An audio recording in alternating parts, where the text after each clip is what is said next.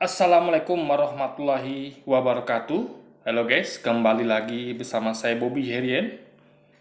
Sudah lama kita tidak bertemu ya, mungkin udah hampir 3 bulan mungkin, atau mungkin 2 bulan gitu kan. Karena berbagai kesibukan saya belum sempat upload video lagi guys. Nah, sekarang kita bahas topik yang jadi kita tuh kan harus selalu punya sifat kurius. Jadi penasaran gitu, ingin mempertanyakan sesuatu. Nah, itu yang membuat kita maju. Jadi kalau kita selalu mempertanyakan apapun itu dalam kehidupan ini ya, itu akan membuat kita selangkah lebih maju.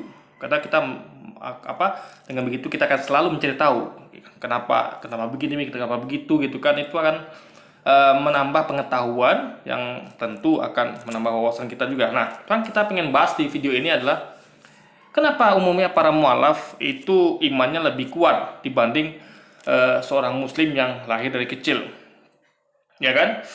Umumnya begitu. Dan ini tentu mualaf yang benar ya. Mualaf yang pindah ke Islam tuh betul-betul karena mengkaji gitu, mengkomparasi antara agama sebelumnya dengan agama barunya, yaitu Islam. Agama barunya, agama sebelumnya non Islam gitu. Nah, jadi pertanyaannya adalah kenapa bisa gitu. Jadi ini bicara mengenai iman yang lebih kuat, dan itu bisa dibuktikan dengan fakta-fakta. Kalau ada lihat kisah-kisah mualaf itu banyak di antara mereka tuh yang kisahnya sangat inspiratif, mengharukan. Bagaimana mereka tuh diuji ketika mereka menjadi seorang mualaf tuh mereka diuji. Ada yang langsung terang-terangan mualaf, ada yang pelan-pelan gitu kan, bertahap sampai mungkin dia merasa siap lalu dia membuka seluruhnya kalau dia sudah mualaf gitu kan. Nah, ada yang pelan-pelan tentunya. Nah, jadi begini guys, kalau kita bicara mengenai iman ya, saya punya kisah menarik. Kisah yang saya alami sendiri ketika saya waktu itu mungkin sekitaran masih sekolah di SMA ya, sekolah menengah atas ya. Jadi waktu itu di rumah saya, waktu itu saya sendiri. Sebelumnya saya mengalami kejadian saya mimpi ya, mimpi beberapa hari berturut gitu kan. Mimpi seakan-akan dunia ini kiamat guys. Jadi seakan-akan memang kiamat sedang terjadi gitu. Jadi itu mimpi, diawali oleh mimpi ya, mimpi. Saya seorang muslim dari lahir.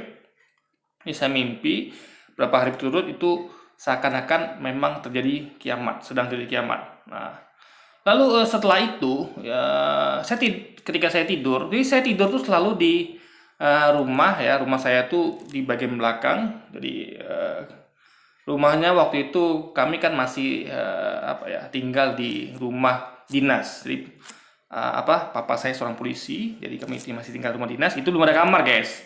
Jadi kalau kamar itu kamar itu betul-betul kamar-kamar, bukan bisa disebut kamar lah gitu. Jadi masih terbuka juga gitu kan.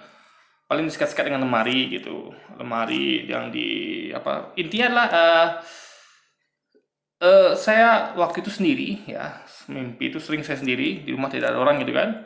Nah, setelah pas itu berapa hari setelah mengalami serangkaian mimpi itu yang berulang gitu kan, saya bangun dari tidur ya. Waktu itu saya keringat dingin. Entah kenapa, saya juga nggak tahu sebabnya kenapa. Tiba-tiba saya kepikiran ya.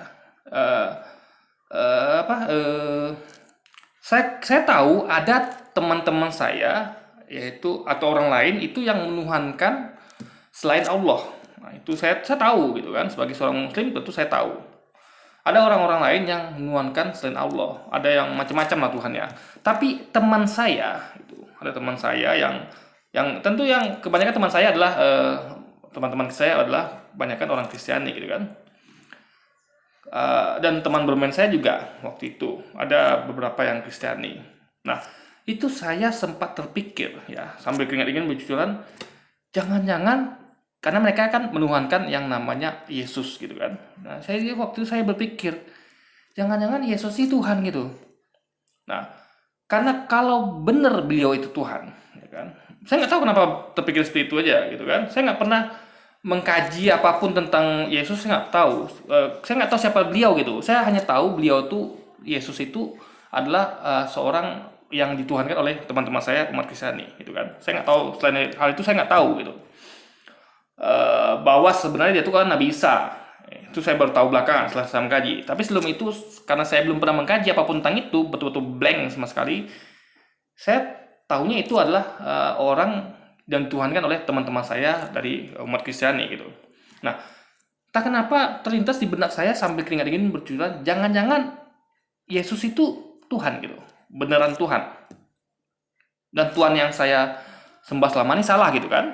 Nah, di situ saya nggak ada perasaan nggak nyaman gitu, perasaan nggak nyaman karena ini adalah sesuatu yang saya tidak pernah pertanyakan. Ingat, sejak dari lahir saya adalah seorang Muslim. Saya hanya mengkaji agama Islam ya. Saya nggak tahu apa-apa tentang agama lain, sama sekali nggak tahu. Jadi tidak ada pernah belajar agama lain dan tidak pernah membandingkannya gitu. Karena mungkin kita bisa membandingkan sesuatu yang tidak pernah kita pelajari gitu kan. Nah, jadi di sejak saat itu, karena saya takut masuk neraka, saya takut saya salah pilih Tuhan gitu. Sejak itu saya mulai getol mengkaji. Saya belajar hampir semua agama, tapi yang terutama adalah agama yang dekat dengan Islam, yaitu agama Kristiani gitu. Agama yang waktu itu kalau saya nggak salah dengar itu ya, adalah agama yang paling populer sedunia, paling banyak penganutnya. Tapi sekarang data terbaru mengatakan bahwa Islam lah yang paling banyak penganutnya di dunia gitu kan. Kalau saya nggak salah guys ya. Jadi itu sebenarnya itu bisa Anda cari sendiri datanya mana yang penganut lebih banyak. Tapi ini bicara masalah iman, bukan mengenai siapa pemeluk agama itu paling banyak, enggak. Tapi iman itu artinya adalah percaya. Beriman berarti percaya. Nah, pada waktu itu saya mengkaji, saya ikut grup debat. Yang paling gampang adalah kita ikut grup debat. Karena di grup debat itu kan nanti kan di Facebook ya, terutama itu kan itu ada banyak saling bertanya, lalu ada misalnya dari pihak satu bertanya, pihak lain menjawab gitu. Jadi ada tanya jawab itu. Nah, di situ saya pertama hanya menyimak gitu kan. Dia juga membaca banyak literatur, baca banyak baca kajian lah gitu kan tentang perbandingan agama gitu. Nah, jadi di situ di forum di grup-grup itu saya masuk banyak grup debat. Jadi saya mau konsen di situ selama berapa bulan gitu kan, mungkin setahun lebih gitu kan, hanya untuk belajar. Jadi caranya saya menyimak apa yang ditanyakan. Lalu kan di situ kan namanya perdebatan. Ya, di situ kita nilai siapa yang kira-kira lebih logis gitu. Biasa di situ guys yang sering itu adalah debat antara Islam Kristen gitu. Jadi agama lain tuh kayaknya malu-malu gitu kan. Agama di luar Islam dan Kristen tuh agaknya malu-malu. Karena yang sering didebat itu adalah antara agama Islam dengan Kristen.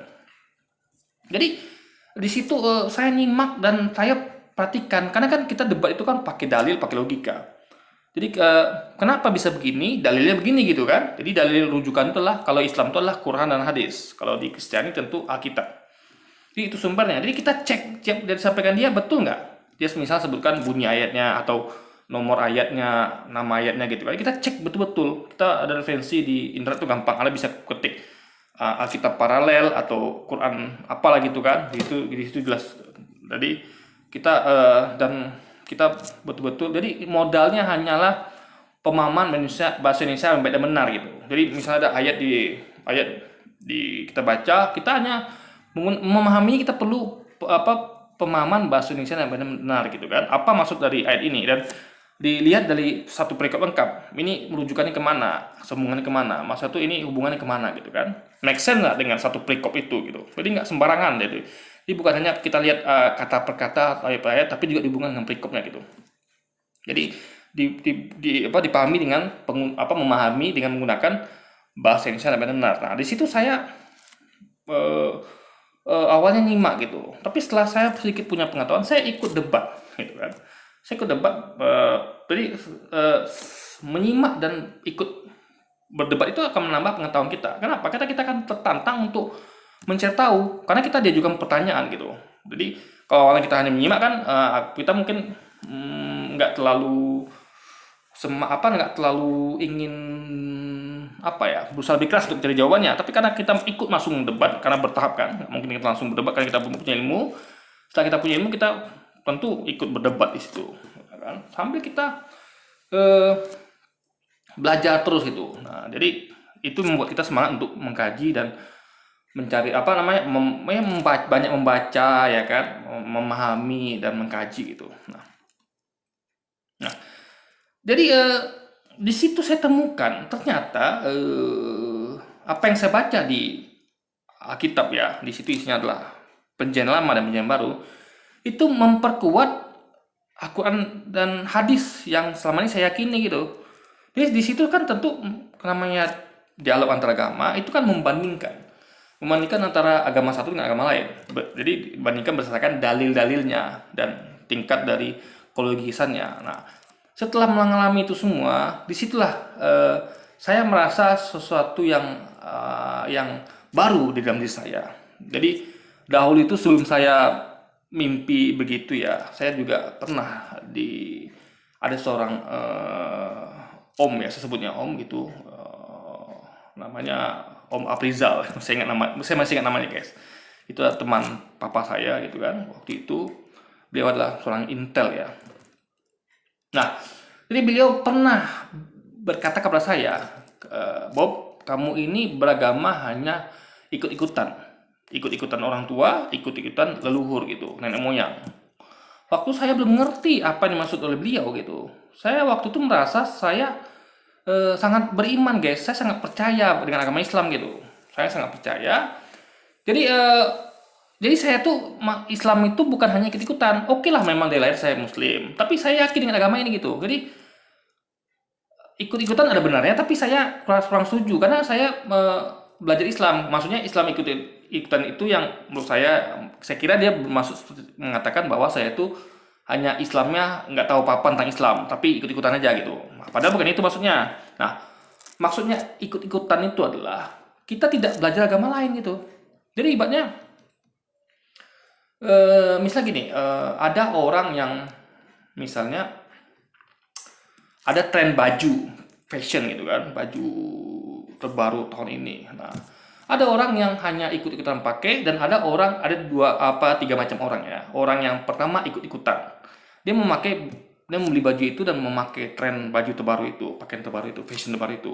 Nah, orang kedua adalah dia selain memakai, dia juga mempelajari, oh kenapa jadi ini tren tahun ini, kenapa gitu, ya kan? Bajunya ini kenapa? Ada apa dengan baju ini? Nah, itu yang tipe kedua.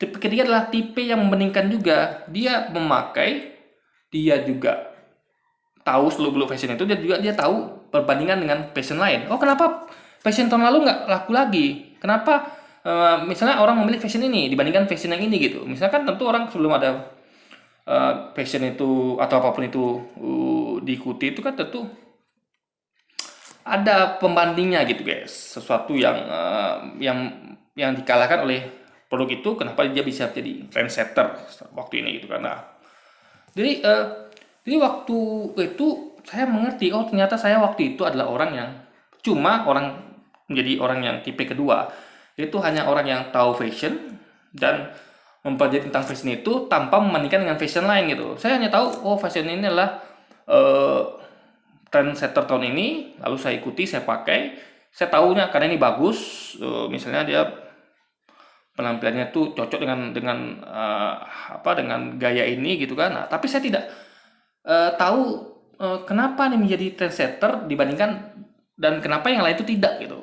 Jadi apa sebab dia tuh menang dibandingkan merek lain, tren lain gitu kan. Nah itu dulu guys yang daripada saya. Nah, jadi waktu itu saya merasa saya tuh beriman karena saya rajin sholat waktu itu kan, rajin mengaji. Saya suka waktu itu, saya suka sekali mengaji, saya suka sekali belajar agama, saya suka sekali. Padahal itu bukan iman. Ingat, ketika Anda rajin sholat, rajin mengaji, itu bukan iman guys, itu namanya takwa. Itu masuk bab takwa. Jadi waktu itu saya belum bisa bedakan mana iman, mana takwa gitu. Nah, jadi iman itu adalah percaya. Jadi iman itu misalnya kalau seorang beriman, dia nggak ngapa-ngapain, dia nggak sholat, dia nggak zakat, nggak puasa. Jadi kalau dia percaya aja, misalnya saya adalah seorang muslim, dengan saya percaya kepada Allah ya, rukun iman ya kan, Saya percaya dengan rukun iman, itu sudah dikatakan beriman, guys. Jadi belum dihitung sholatnya, belum dihitung zakatnya, puasa atau ibadah lain gitu kan. Percaya sih sudah beriman gitu. Nah, kalau dia disambung dengan sholat, zakat, puasa buat kebaikan, itu baru masuk bab takwa. Maka waktu itu saya belum bisa bedakan mana iman mana takwa. Saya anggap saya rajin sholat itu, rajin ngaji itu adalah iman, bukan ya. Jadi itu juga belum tentu bukti saya beriman gitu. Karena ada orang yang tadi itu ikut-ikutan ya, dia nggak mengkaji Islam, dia hanya taunya Islam tuh mesti sholat segala macam, tapi dia nggak tahu dia kenapa mesti sholat, kenapa mesti baik segala macam gitu kan. Nah, itu belum dikatakan beriman yang benar gitu. Imannya hanya sebatas percaya tapi bisa dikatakan buta. Nah, jadi ada iman buta ya, ada iman nggak buta. Jadi percaya itu ada yang buta, ada yang tidak gitu. Jadi sama misalnya gini ya, misalnya Anda percaya, misalnya kita milih pasangan nih, kita kan tentu pengen milih pasangan terbaik gitu kan. Apapun itu, pasangan mau barang-barang gitu kan, kita mau beli mobil atau beli rumah, apapun itu kita pengen yang terbaik gitu. Nah, anggaplah kita punya budget terbatas, kita bisa milih wanita mana saja kita mau. Nah, kita bisa memilih yang terbaik gitu. Nah, tentu kita akan butuh kita bisa dibuat percaya kenapa itu adalah wanita terbaik, kenapa itu adalah barang terbaik yang bisa kita pilih gitu. Nah, butuh namanya percaya alias iman. Nah, ada orang yang kita kan melihat dari fisik dan juga dari dari akhlak gitu kan, fisik dan akhlak untuk memilih wanita misalnya. Kita sempitkan menjadi wanita, guys, misalnya milih wanita gitu kan, di pasangan hidup gitu. Nah, kita kalau kita misalnya kita lihat wanita ya kan, sekilas saja gitu, kita lihat dia cantik, lalu kayaknya dia baik, kita cuma ketemu dia sebentar gitu, ya mungkin ya ketemu ngobrol nggak lama, lalu kita nilai dia baik gitu. Nah, itu percaya juga, iman, berarti kita beriman sama dia, dia cocok di pasangan kita nilai gitu kan.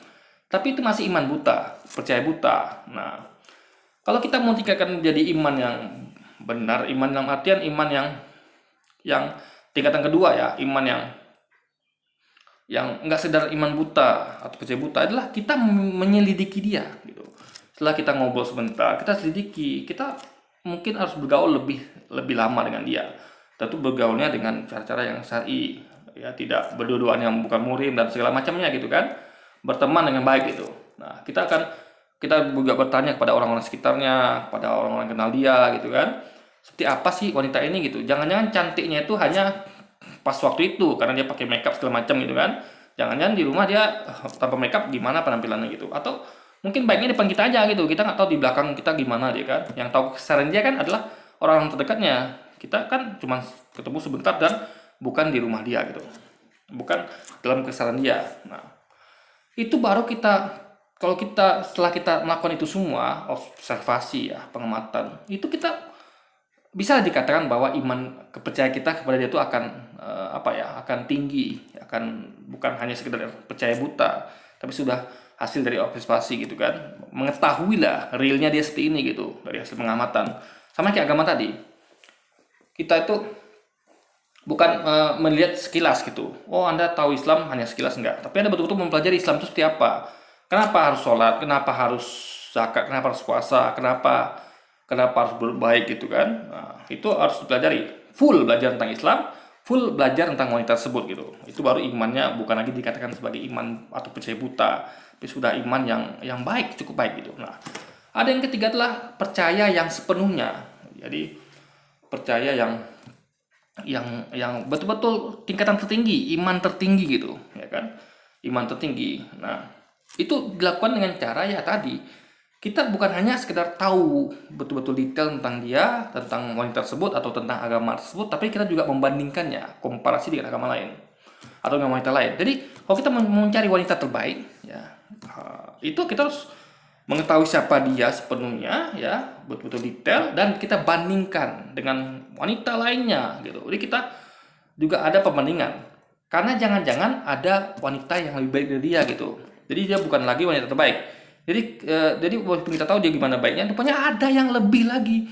Misalnya Anda temukan wanita yang betul-betul soleh, betul-betul cantik, ya kan? Tapi kan ada kurangan. Misalnya dia kurangnya, Anda pernah melihat dia misalnya pernah berdua dengan teman gitu, pernah berdua dengan teman laki-laki ya, berduaan saja, meskipun tidak ngapa-ngapain, tapi itu kan sudah apa ya? Kita kan nggak boleh berdua-duaan yang muka murim, ya kan? Tempat sepi nggak boleh. Nah kita pernah lihat itu gitu. Oke lah dia memang ngaku teman, tapi meskipun nggak ngapa-ngapain ya, cuma duduk berdua ngobrol. Tapi menurut kita itu tidak pantas, tidak sesuai dengan syariat gitu. Nah, eh, tapi kita kalau Anda bandingkan dengan Siti Maryam, ibundanya Nabi Isa, itu beliau tidak pernah bahkan ketemu laki-laki nggak pernah gitu. Jadi wanita suci yang betul-betul terjaga kesuciannya guys, kehormatannya gitu, betul-betul berpegang pada syariat gitu. Itu adalah Siti Maryam, ibundanya Nabi Isa. Nah itu berarti kita tahu ada yang lebih baik daripada wanita ini gitu. Dan mungkin ada di dunia di yang kita temukan juga wanita seperti itu. Cuma kita belum melakukan operasi. Nah, seandainya kita melakukan operasi, ketemu wanita seperti itu kan tentu ini kalah gitu kan. Nah, sama seperti agama juga itu. Ya kita melakukan komparasi gitu kan. Jadi meskipun kita mengetahui Islam agama yang benar, masuk akal, make sense, logis itu, kita harus mengadakan perbandingan untuk meyakinkan kita. Mau tahu ada yang lebih dari itu gitu. Nah, jadi seandainya pun kita temukan tetap ini yang terbaik gitu, wanita yang terbaik, agama yang terbaik ya, yang benar ya, kita akan temukan malah memperkuat. Jadi misal kita udah temukan, kita udah observasi semua wanita yang lain gitu, wanita yang lain gitu, atau agama lain, ternyata kita temukan tetap yang kita pilih, yang kita amati pertama ini, agama yang kita kaji pertama ini, ya wanita yang kita observasi pertama adalah yang tetap yang terbaik. Itu akan malah memperkuat guys. Jadi kita bisa mengatakan memang inilah, nggak ada lagi yang lain, karena kita sudah melakukan seleksi, melakukan komparasi, memang inilah, nggak ada yang lain. Jadi ada ketenangan, itulah iman tertinggi. Jadi setelah mengkaji tentang suatu hal, lalu kita membandingkan, nah itulah menjadikan kita punya tingkat kepercayaan yang bukan lagi buta, bukan lagi tinggi, tapi sudah mendekati kesempurnaan. Kenapa? Karena memang sudah kita lakukan usaha maksimal untuk mengkaji dan mengkomparasi gitu guys. Nah itulah yang terjadi pada para mualaf. Jadi para mualaf ini pertama dia tentu mengkaji agama sebelumnya. Dia ada para mualafnya tentu merasa kalau kayaknya agama saya ini kurang meyakinkan gitu. Ya. Mungkin ditanya dengan dia mungkin malas beribadah, yang biasanya sekali minggu dia mungkin malas-malasan. Lalu mereka kebanyakan menjadi ateis gitu kan. Lalu mereka merasa kurang nyaman agama mereka. Lalu mereka mengkaji. Nah, ketika mereka mengkaji agama mereka di agama Kristen mereka misalnya, mereka tidak menemukan jawaban. Mereka merasa tidak masuk akal gitu. Kenapa Tuhan itu ada 3 dalam 1? Kenapa Tuhan itu nggak satu gitu? Ya kan? Kenapa Tuhan tuh Esa, dikatakan Esa, tapi sebenarnya nggak Esa. Karena Esa dengan Trinitas itu beda guys. Esa itu adalah Allah. Kalau Trinitas itu adalah yaitu Bapa, Putra, Roh Kudus misalnya gitu kan. Jadi Esa bukan Trinitas. Jadi ada banyak pertanyaan lah ibadah di agama sebelumnya. Dia puas tentunya kan. Dia menemukan ada sesuatu yang salah dengan agama dia ini. Lalu dia kalau kita kan ketika mengkaji Islam kita menemukan kebenaran di agama ini gitu kan. Makanya jadi bedanya saya dengan para mualaf adalah saya pertama meyakini agama saya dan saya tidak mempertanyakan agama saya, tidak mempertanyakan agama saya tidak. Saya mempertanyakan agama lain. Apakah agama lain itu mungkin lebih benar daripada Islam? Saya meyakini kebenaran Islam gitu, tapi para mualafnya tidak. Mereka tidak meyakini agama mereka gitu. Lalu mereka mulai mempelajari agama lain di luar Kristen, belajar tentang Islam dan agama lainnya. Nah, jadi mereka mau melakukan komparasi gitu. Oh ternyata mereka temukan kebenaran Islam. Akhirnya mereka tinggalkan agama mereka gitu. Nah, jadi itu ibadah gini loh. Jadi analogi ini saya kasih ya, misalnya begini. Anggaplah kita nanti mau gajian. Kita mau gajian nanti nih, ya kan? Anda misalnya kayak saya misalnya saya penggemar motor, ya kan? Saya suka motor guys. Wah, misalnya ada motor misalnya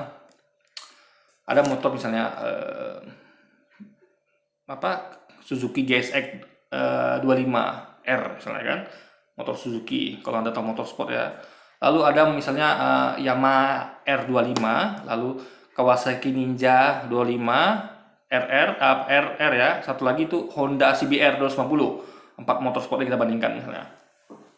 Nah, saya nanti anggaplah bukan gajian ya, saya anggap saya nanti tabungan saya terkumpul. Motor itu kan ringnya harganya rata-rata adalah misalnya ya nggak salah saya itu sekitar 50-an jutaan, 50 sampai 70 juta gitu kan ring harganya. Anggaplah nanti bulan depan tuh saya sudah terkumpul tabungan saya segitu. Nah, saya pengen beli motor. Nah, jadi saya tuh adalah ini kita bukan tentang fanboy ya. Kalau fanboy itu jelas apapun mereknya, masa tuh dia memang udah stick pada merek itu. Kalau dia suka Yamaha dia akan pilih Yamaha R25.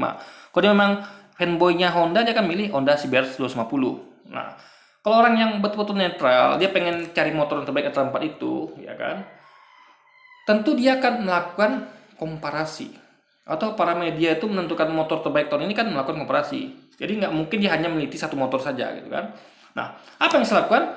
Saya akan mengkaji tentang 4 motor retail.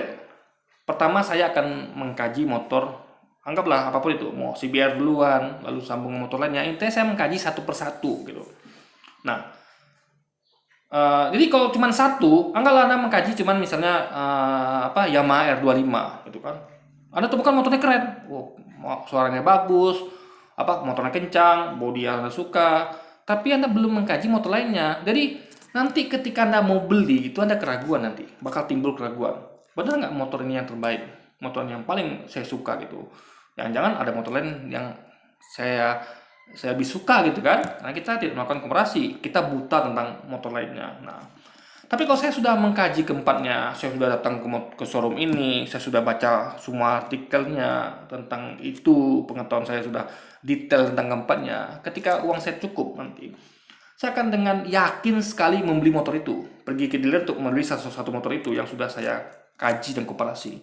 Tidak ada keraguan lagi guys. Betul-betul saya akan membeli dengan hati yang dengan hati yang tenang gitu. Betul-betul nyaman ketika menggunakan uang. Tidak mungkin salah pilihan saya. Karena saya sudah tahu ini motor dengan baik dan saya sudah melakukan komparasi dengan motor lainnya. Yang motor lain itu juga saya kenal dengan baik gitu. Nah, sama seperti para mualaf tadi gitu kan, atau saya waktu itu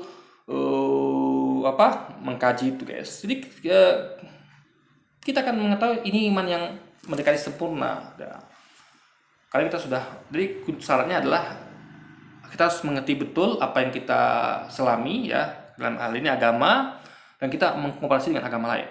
Itulah bisa dikatakan iman yang mendekati sempurna.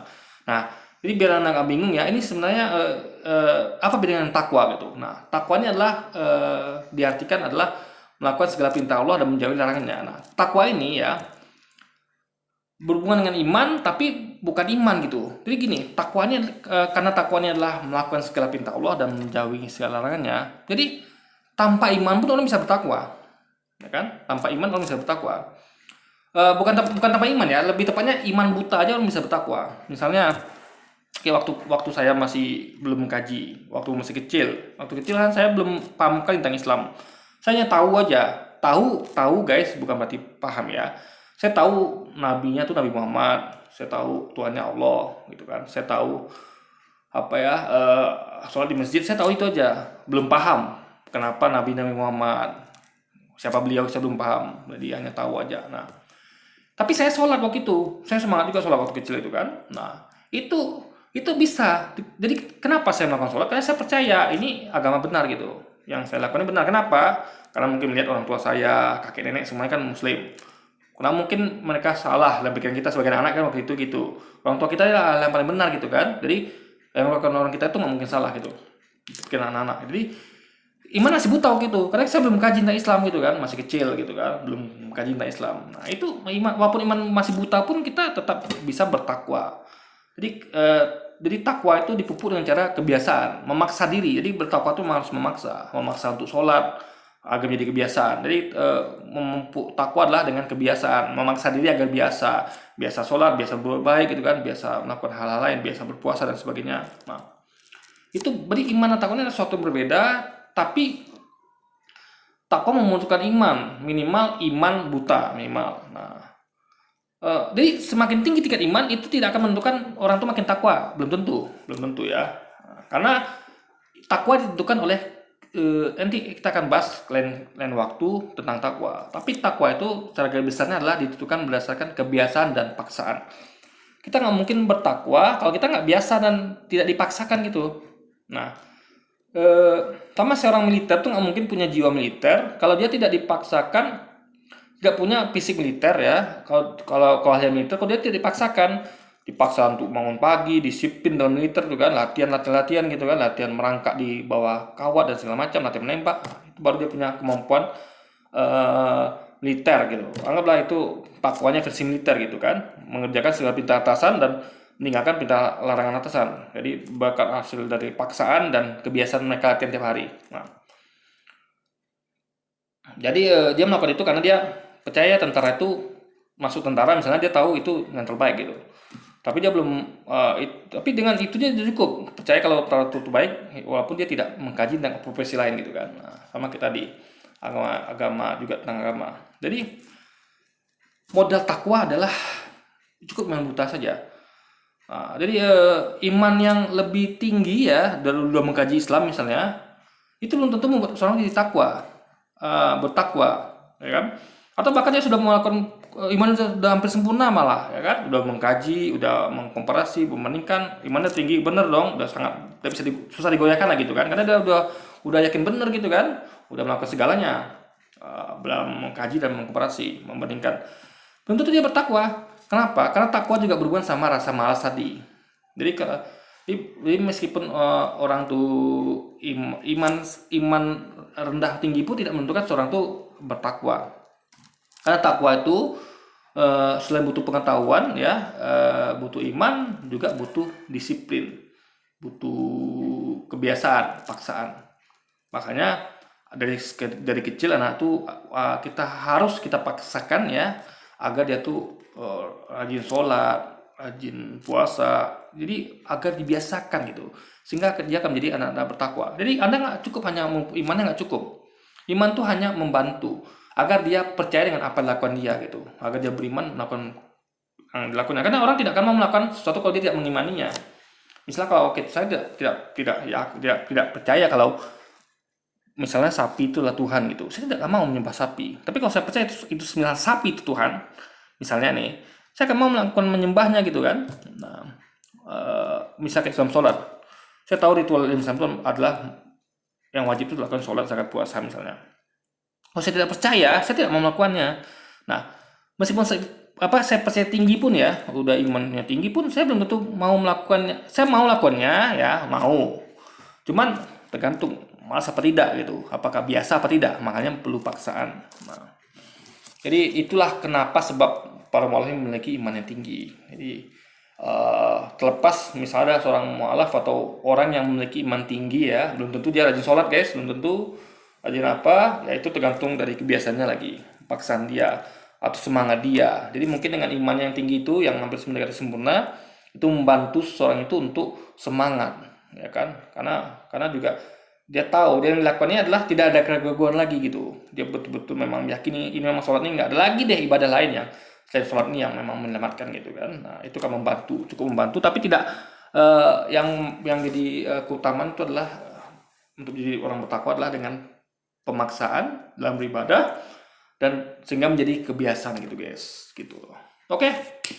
Jadi mungkin sekian dulu aja video kita kali ini tentang kenapa para mualaf itu memiliki iman yang lebih tinggi ya umumnya ya, tentu mualaf yang benar ya, mengkaji gitu kan, mengkaji yang benar, mengkomparasi yang benar dibandingkan muslim yang sejak dari lahir sudah muslim yang tidak melakukan perbandingan agama gitu. Oke guys, jadi mungkin sekian dulu aja video kita kali ini, sampai jumpa lagi di video-video selanjutnya dan wassalamualaikum warahmatullahi wabarakatuh.